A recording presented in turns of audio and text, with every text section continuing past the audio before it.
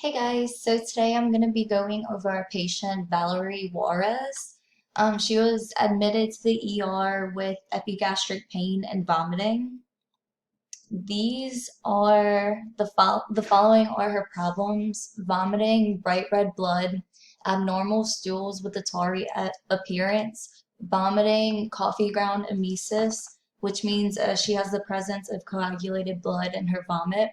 She has a duodenal ulcer and epigastric pain from the ulcer.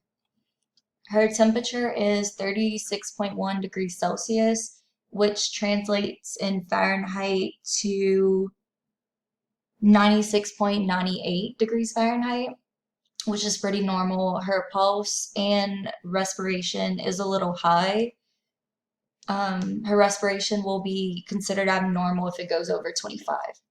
Her blood pressure is very low, so she has hypotension, which could be from abnormal blood flow.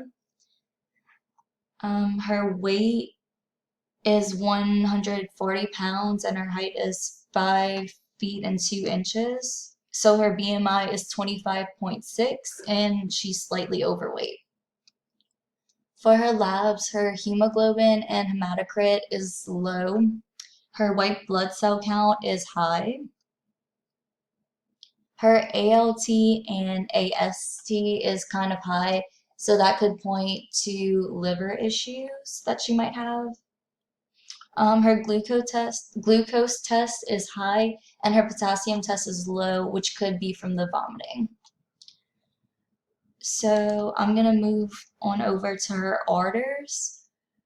At 10:20 when she was admitted, they gave her Zofran, which is to prevent nausea and vomiting.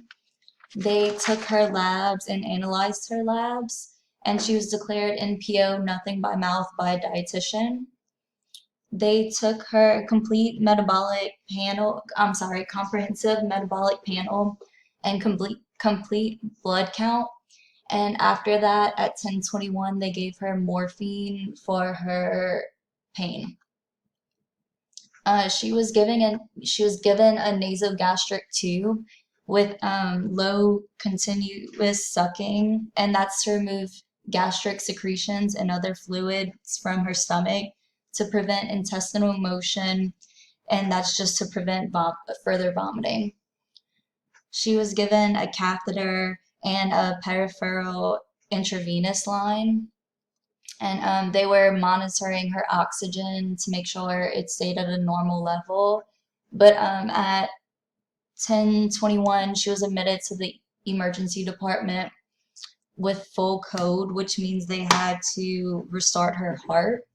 And after they gave her the 1,000 milliliters of saline, and she was admitted to the ICU after that.